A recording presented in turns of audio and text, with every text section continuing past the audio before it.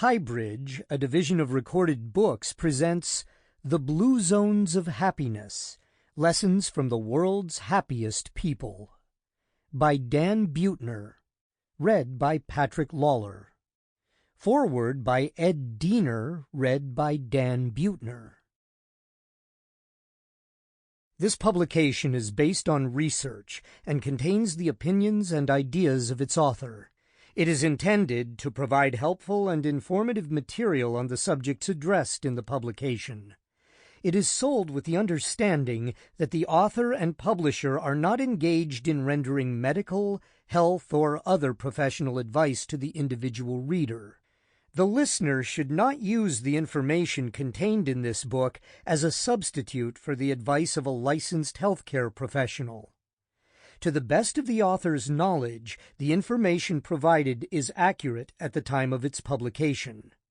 The author and publisher disclaim any liability whatsoever with respect to any loss, injury, or damage arising directly or indirectly from the use of this book. Forward.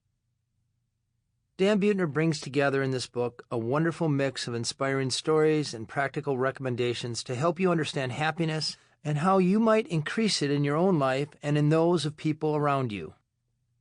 Unlike those found in many books on happiness, his recommendations are based not on hunches, opinions, or guesswork, but on scientific findings. I have been conducting scientific research on well-being for the past 35 years, on measuring it, determining what causes it, and learning what happens when people achieve it. It is exciting to see a world-class popular writer such as Dan use the findings from the research that I and others have been pursuing. Some of these recommendations apply to pretty much everyone.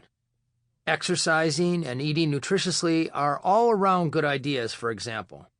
Spending quality time with others is also essential for most of us to achieve happiness, no matter where you happen to live.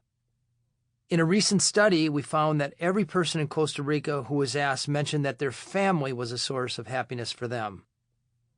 Sustainable happiness also requires pursuing our goals and values, developing supportive relationships with others, and engaging in other endeavors that matter. At the same time, as Dan recognizes, when it comes to happiness, one size does not fit all. Each person must individualize his or her own happiness program. What works for Dan might not work for me. I work long hours and love it, and I have no need or desire to cut back. While Dan recommends that you find a job that allows you to work less than 40 hours a week in order to spend more time socializing. So you can pick and choose from Dan's recommendations to see which ones might work best for you, and then focus on those. Make them a permanent part of your life. Another valuable aspect of Dan's book is that, besides offering personal suggestions for happier individuals, it also makes policy recommendations for happier communities, again, based on scientific findings. These include such ideas as providing more green space, more bike paths, and more opportunities for people to exercise in nature, as well as zoning that allows residents to shop and work closer to home, reducing the horrendous amount of commuting that many now must undertake.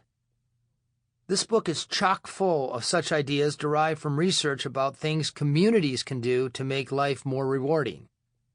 The fact is that those around us, including our leaders and our larger social spheres, have a lot to do with our feelings of well-being. Even in a nation such as the United States, there are happy and unhappy places. And these have a lot to do with their circumstances and the policies that drive them. We might fool ourselves into thinking our happiness is entirely up to us, but in truth, our friends, community, society, and even our nation can do a lot to help or hinder us. Societal and organizational policies complement and enhance people's own activities in determining how happy they are. It might surprise you to learn that I occasionally come across leaders both in business and in government who object to such policies on principle, because they believe that happiness is something that people need to pursue on their own. They view it as a luxury or a hobby and say that things such as work, values, and the welfare of society must come first. Some even see happiness as a hedonistic endeavor, concerned with individual pleasure rather than the well-being of others. These ideas are 100% wrong, and they fly in the face of all the scientific evidence we have collected. We now know that happiness is an essential part of functioning well, and it gives a boost in well-being not only to individuals, but also to those around them, their communities, and their societies. Rather than being a luxury to be pursued only after we take care of the more important things in life, happiness is beneficial to everything else we desire. It aids our health, and it helps us live longer. It aids our social functioning and makes us better citizens. It helps us perform better at work, and it builds up our resilience, which enables us to bounce back after setbacks or when bad events occur in our lives. The happier we are, the better we are for our friends and family, our workplaces, our communities, and our society as a whole. By contrast, angry and depressed people do not function as well as those who enjoy life and find it rewarding and meaningful. People who frequently experience negative emotions suffer from worse health, tend to be less cooperative, and are found to be less helpful to others on the job, while happy workers tend to be more creative, energetic, and productive. The happiest people are superstars of giving support to others, which makes everyone perform better. It is important for business leaders to understand that employees who enjoy their work are likely to outperform others, and that companies with many such employees are more likely to thrive. There are many things I love about Dan Buettner, the author of this book. He is an adventurer who loves life.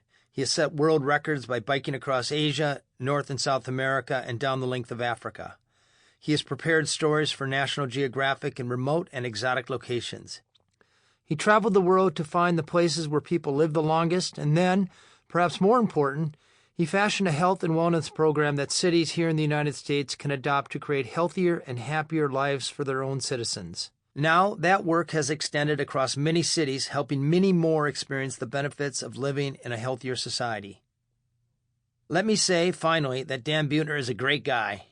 In reading his book, filled with both intriguing individual stories and valuable recommendations, one cannot help but go away happier.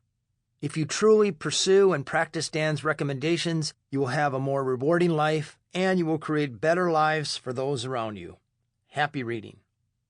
Edward F. Diener, professor of psychology at the University of Utah and the University of Virginia, senior scientist for the Gallup Organization, author of Happiness, Unlocking the Mysteries of Psychological Wealth.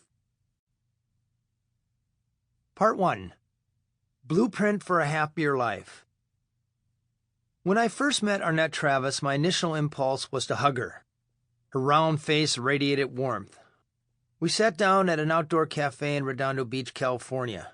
She was wearing a white smock-like blouse, long dangling earrings, and Jackie O sunglasses pushed up on her hair, which made her look younger than her 61 years. She crossed her arms and leaned in eagerly on her elbows.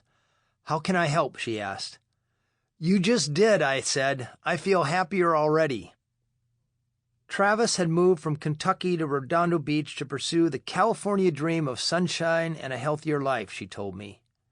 She had a good business working at home as an investment advisor, but she was feeling increasingly isolated. When she did get out of the house, to the store, to drop her daughter off at school, or to see a client, her trips were always in the car, often in choking traffic. She wasn't getting enough exercise, and she gained weight. Except for her husband, her teenage daughter, her ailing mother for whom she cared, and a pair of friends back in Kentucky, she didn't have any personal connections. Then her life started to unravel. Within 6 months, she lost both her dear friends in Kentucky, her mother had a fatal heart attack, and her beloved dog died. "I just imploded," she said. "I was sinking into a very dark place, and I realized I didn't want to go there, but I didn't see an exit." Travis found a way out of her dark place, but in a way that might surprise you. She didn't attend a seminar, buy a self-help book, seek counseling, or take an antidepressant. Instead, she found ways to reshape her surroundings to favor happiness. She made changes in her social network, her work environment, her house, and the way she spent her free time, all of which nudged her life towards greater health and well-being. It didn't take willpower so much as changes to the environment that she called her own.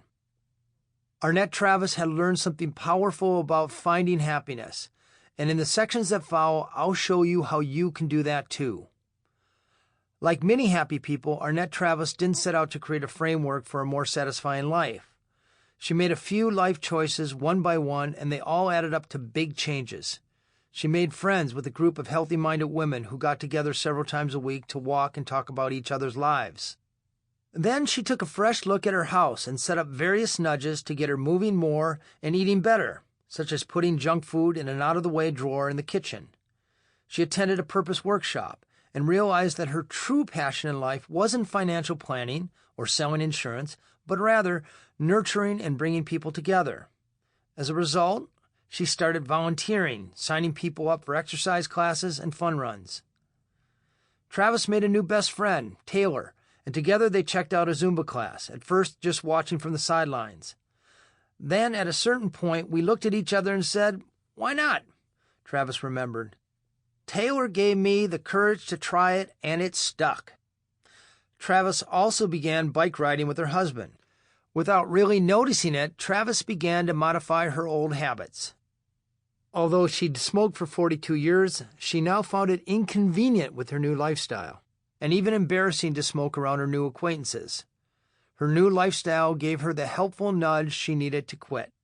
"This may sound frou-frou, but these new things I've been doing have made me happier than I've ever been in my life," Travis told me. And then she paused. Looking up at an imaginary point on the ceiling, her eyes welled up with tears. "I'm not going to cry," she said, when she saw me looking at her. "It's just that it was so hard for me for so many years." And then tears rolled down her face. Within a year of taking action, Travis had turned her life around. She had a clear focus for her life and a half a dozen new friends, felt fitter, and was, as she put it, seeing life without the dark glasses. Arnett Travis is one of many people who have found the best way to redesign her life to make it happier. I've been fortunate enough to get to know many people on the same path, because that has been my focus now for more than 15 years. Meeting the people throughout the world who are living the healthiest, happiest, and most long-lasting lives, and discovering what the rest of us can learn from them. I've traveled to the statistically happiest parts of the world, gotten to know the people who live there, and learned their lessons on happiness. I've convinced the scientists at Gallup and other big databases to run the numbers and discern what factors favor happiness. Finally, I've worked with more than 20 of the world's top experts to distill the most effective strategies to boost life satisfaction, both in society and in the lives of individuals. The suggestions that have emerged from these investigations are both simple and challenging, and they represent the basics of a blueprint for a better life. This is a book about designing your life to make it happier. No matter where you live, what challenges you might be facing, or what aspirations you may hold for you and your family, this book can help. It offers simple, evidence-based steps you can take to improve your happiness for the long run.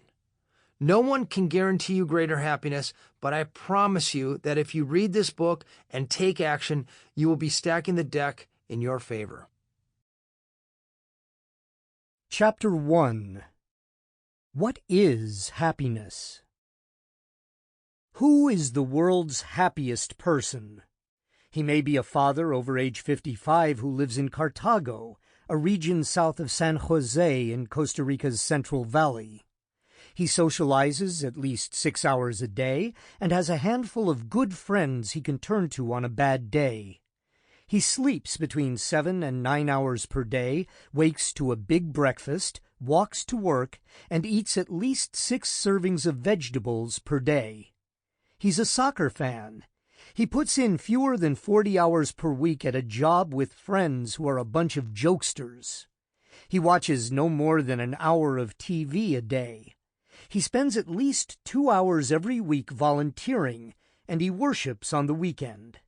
He makes enough money to put food on the table and a roof over his and his family's heads, to put his kids through school, and to pay for basic health care. He trusts the local police, the politicians governing his country, and his neighbors. We'll call him Alejandro. Or she may be a young woman living near Aalborg, Denmark. The daughter of an educated mother, she lives with her husband and 2 young daughters in a tightly knit neighborhood with 21 other families who share a large garden, tool shed, and community kitchen. She works as a development consultant in social psychology, a job that challenges her and allows her to put her strengths and passions to work every day. She's an extrovert who married an introvert, but she and her husband share values, and over the years they've negotiated a strong love for each other. She doesn't raise her children alone. The neighborhood does. Kids play together, run in and out of neighbors' houses, and sometimes stay overnight with one another. Most of her neighbors are friends, with whom she socializes about 6 hours per day. All the families eat communal dinners together that they take turns preparing. She and her family bicycle to work, to the store, and to her children's school, which helps keep them fit. She pays high taxes on her modest salary, but in return she gets health care and education for her family, as well as a guaranteed income for a comfortable retirement in the years to come. We'll call her Sisa. Or maybe the world's happiest person lives in the tiny nation of Singapore. He drives a $750,000 BMW and lives in a $10 million house. He has a beautiful wife and 3 well-behaved children who are A students. He grew up without a lot of money, but he put himself through school working 4 jobs and eventually started a company that grew into an $80 million multinational enterprise. He puts in about 60 hours per week, splitting his time between his business and philanthropic work. He's loved by his family, respected by his employees, honored by his country, and envied by his peers. Although he's succeeded largely because of his own hard work and ingenuity, he leads from behind, freely sharing the credit for his accomplishments. He's proud of his country, happily pays his taxes, and has given back millions of dollars over the years to his community. We'll call him Douglas. Alejandro, Sisa, and Douglas are all real people. You'll meet each of them again later in this book. I'm profiling them here briefly because the details of their lives map out the 3 basic strands of well-being. I call them the 3 P's of happiness: pleasure, purpose, and pride. Although at first glance these strands may seem quite different from one another, we often find them braided together in the lives of the world's happiest people. And in the chapters that follow, I'll show you how to identify these 3 strands in your own life and weave them together to boost your happiness. Consider Alejandro's strand of happiness. He enjoys life from moment to moment, laughing and smiling in the company of people he likes. I call this strand of happiness pleasure, representing the sum of moments in Alejandro's life that scientists would call his experienced happiness or positive affect. Researchers measure it by asking people how often they smiled, laughed, or felt joy during the past 24 hours, a period most people can remember accurately. They also typically ask if their day was free of negative feelings such as pain, anger, or worry. Sisa represents what I call the purpose strand of happiness. It has to do with living out your values and passions in the service of a greater purpose. Academics refer to this as eudaimonic happiness, a term that comes from the Greek word for happy. The concept was made popular by Aristotle, who believed that true happiness came only from a life of meaning, of doing what was worth doing. Douglas represents what I call the pride strand of happiness, which has to do with how satisfied people are with their accomplishments and positions in life. Researchers often measure this type of happiness with a tool called the Cantrill Self-Anchoring Striving Scale, a technical name for a method of asking someone to rate his or her life overall on a scale of 0 to 10.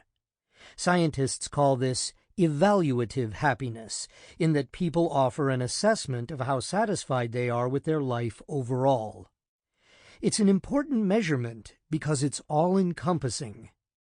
But the people who live in the world's happiest places, as we'll see in the chapters that follow, manage to weave all 3 P's of happiness into their lives.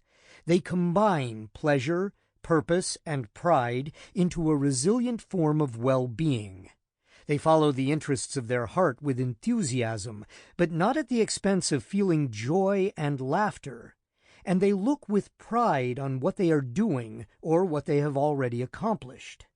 And they're able to do this in many cases because the places where they live, their nations, communities, neighborhoods, and family households, give them an invisible lift, constantly nudging them into behaviors that favor long-term well-being. In writing this book, I've tapped the world's most credible scientific sources to help you set up your life to be happy for the long run. In reading it, I think you will gain a deeper understanding of what authentic happiness means and how you can get more of it. As proven by the people who live in the world's happiest places, from the rural villages of Costa Rica to the crowded skyscrapers of Singapore, lasting happiness isn't something just for privileged, suburban, latte-drinking, yoga-trained Americans. It's something that everyone can create for themselves and their families, whether they're farmers, suburbanites, or city folks. No matter where you live, this book will tell you how to arrange your house, curate your social network, manage your finances, optimize your work life, and ground yourself in meaning and purpose. It won't give you instant fixes, but it will tell you how to stack the proverbial deck in favor of the most joyful, fulfilling, and appropriate life for you. In the end, it will show you how to combine all three strands of happiness, pleasure, pride, and purpose, into a strong, durable rope. Discovering the Blue Zones. This book distills the lessons of the world's happiest people. It builds on a methodology I developed for unraveling the secrets of the longest-lived people. In 2002, with a grant from the National Institutes of Aging, I commissioned a team to identify places where people lived the longest. Together with Michel Poulain, a Belgian demographer, and Dr. Gianni Pace, an Italian physician and medical statistician, we identified 5 areas that we called the world's blue zones. We found that the longest-lived women resided in Okinawa, Japan, that the longest-lived men inhabited a cluster of mountain villages on the Italian island of Sardinia, and that middle-aged individuals with the longest and healthiest lives could be found in the Nicoya region of Costa Rica. Off the coast of Turkey, we discovered that people on the Greek island of Ikaria lived about 8 years longer than most Americans, and largely without dementia. And in Loma Linda, California, we found a population of Seventh-day Adventists who lived about a decade longer than their Californian neighbors. Next, with a grant from National Geographic, I recruited teams of experts to help me tease out the characteristics of longevity in these blue zones. Remarkably, wherever we found long-lived populations, the same healthy practices seemed to be present. About 5 years into the project, I was struck with an epiphany. In a place like Okinawa, where I met a 100-year-old teaching karate, no one had ever set out to live forever. None of the spry centenarians that I encountered had resolved at age 50 to adopt a better diet, start exercising, or begin taking supplements. Longevity had just happened to them. In other words, instead of seeing a long, healthy life as a goal that required discipline, effort, and a prescribed routine, people in the blue zones found that it occurred almost naturally. It flowed from their surroundings. In these places, it seemed, the healthy choice wasn't just the deliberate choice, it was the unavoidable choice.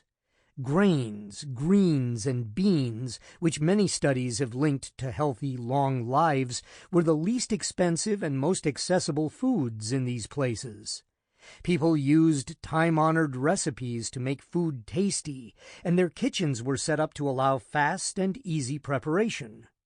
When friends and neighbors got together, they often shared the same healthy meals as part of their regular social activities.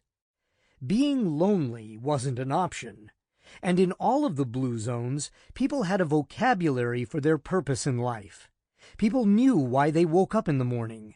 They were able to describe their responsibilities, and they pursued their passions into their 10th decade. They lived not only long lives, but also rich, happy ones.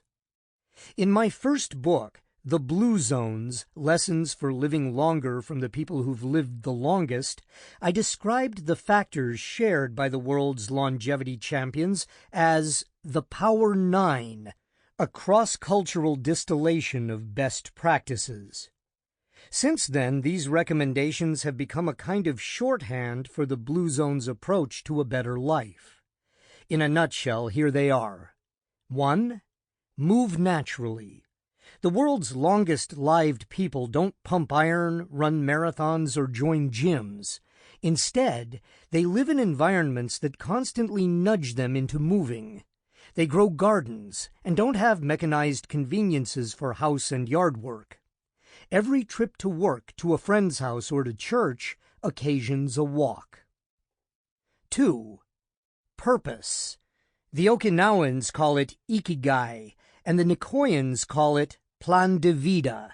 For both, it translates to why I wake up in the morning.